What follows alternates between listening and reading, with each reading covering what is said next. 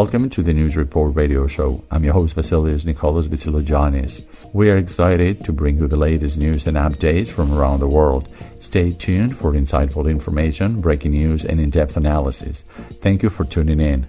Our show is produced and distributed by the Museum of Radio Broadcast and Arts.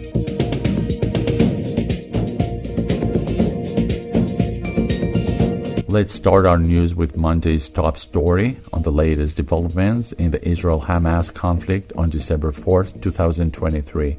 The conflict has been ongoing for 59 days, and tensions continue to escalate. Israel has expanded its military operations into southern Gaza, putting hundreds of thousands of Palestinians at risk. The Israeli army struck Gaza's courthouse on Monday, destroying the 5-story building located in the central strip. Pre-dawn bombing across northern Gaza on Monday killed a Palestine Red Crescent volunteer, and 2 of its paramedics were also injured. The situation has caused concern among Western governments, with Israel informing them of its plans to establish a zone in Gaza after the war is over.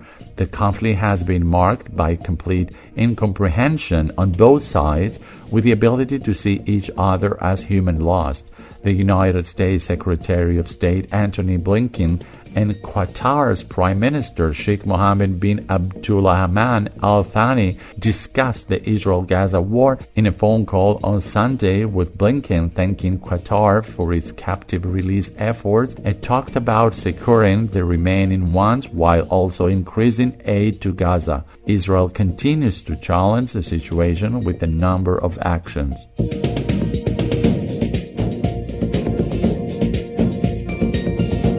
Let's talk about Tuesday's top story, which is a new treaty signed between the United Kingdom and Rwanda on December 5, 2023.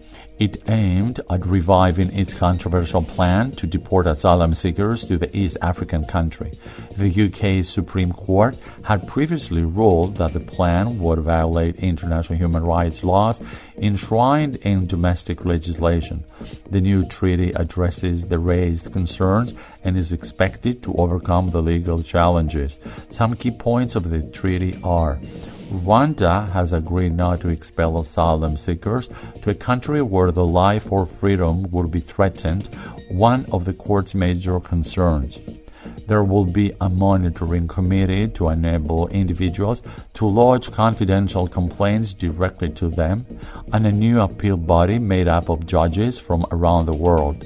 British Home Secretary James Cleverly expects migrants to start arriving in Rwanda in the coming months. The Rwanda plan is central to the UK government's strategy to stop unauthorized asylum seekers arriving on small boats across the English Channel. Critics argue that it's unethical and unworkable to send migrants to a country 6,400 kilometers away with no chance of ever settling in the UK. However, the UK government believes that the new treaty will give it the basis to pass a law declaring Rwanda a safe country for asylum seekers.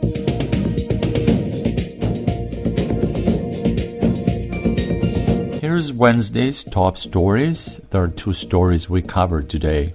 Children as young as 11 say they are tired of being sexually harassed on buses and trains, according to an article on the BBC website. The Harrogate Youth Council is campaigning for more children to speak up about incidents happening in North Yorkshire. One 16-year-old girl told the BBC she was disgusted after being catcalled and receiving sexual comments while on public transport. The British Transport Police has said it was unacceptable and was working hard to tackle the problem. The council is encouraging bystanders to safely intervene by doing something as simple as asking.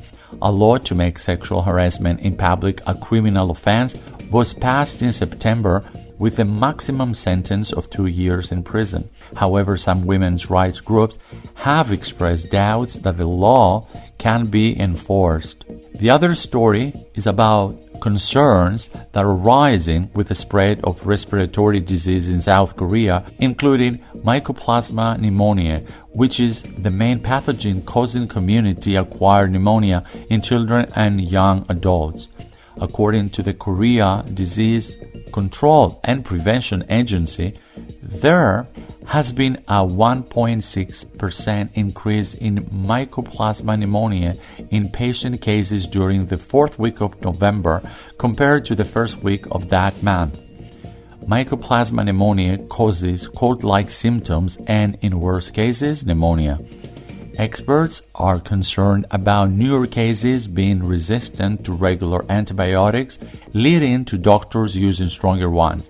Children up to 40 years old and those with weaker immune systems are the most vulnerable. Preventive measures include frequently washing hands, wearing masks, and avoiding public spaces, and close contact with symptomatic individuals are the ones that everybody in the country imposes.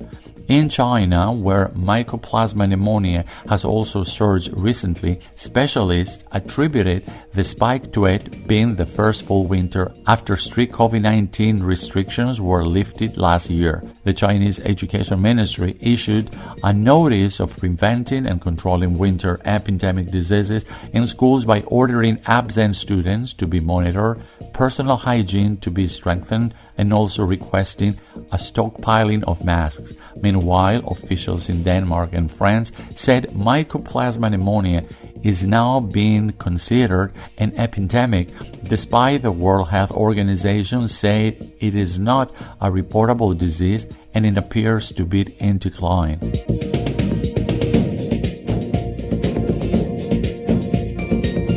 Thursday News covers one top story that went around the world, and it was the Turkish President Recep Tayyip Erdogan, who visited Athens, Greece on December 7, 2023, and met with Greek Prime Minister Kyriakos Mitsotakis.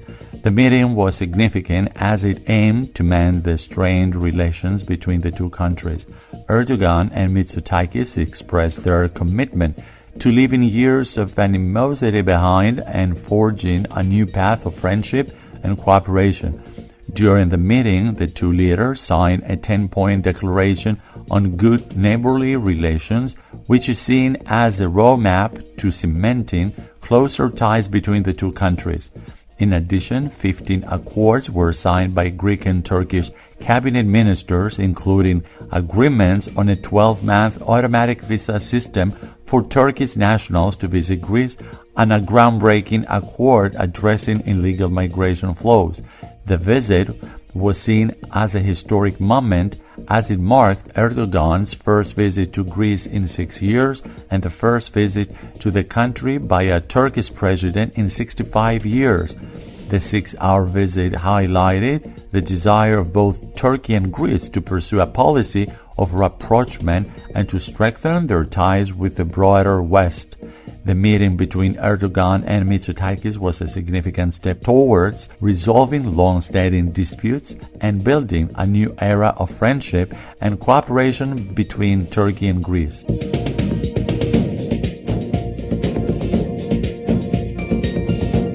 Now let's move on to the last day of the week, which is Friday, and the top story here is the Armenia and Azerbaijan agreement. Armenia and Azerbaijan have announced their intention to move towards normalizing their relations and exchanging prisoners captured during recent fighting in Nagorno-Karabakh. In a joint statement, the two countries saw a historical chance for long-awaited peace and hope to sign a peace treaty by the end of the year. This move has been welcomed by the European Union and the United States. Some key points are that the two countries have been involved in a decade-long conflict over the disputed territory of Nagorno-Karabakh. Azerbaijan's military defense in September ended 3 decades of ethnic Armenian rule in the region, leading to most of its 120,000 residents fleeing to neighboring Armenia. The joint statement emphasizes the intention to normalize relations and reach a peace treaty based on mutual respect for each other's territorial integrity.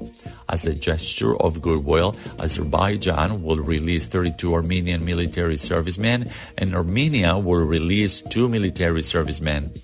The agreement was reached during talks between the Office of Armenia's Prime Minister Nikol Pashinyan and the administration of Azerbaijan's President Ilham Aliyev. This move marks a significant step towards resolving a long-standing conflict between Armenia and Azerbaijan. The European Council President Charles Michel has welcomed the statement as a major breakthrough in Armenia-Azerbaijan relations, and the U.S. has praised it as an important confidence-building measure. The two countries have also called on an international community to support their efforts. In addition to the prisoner exchange and normalization of relations, other confidence-building measures include Armenia's support of Azerbaijan's bid to host the COP29 climate summit by withdrawing its own candidacy, and Azerbaijan's agreement to support Armenia's candidacy of a regional group associated with the climate talks.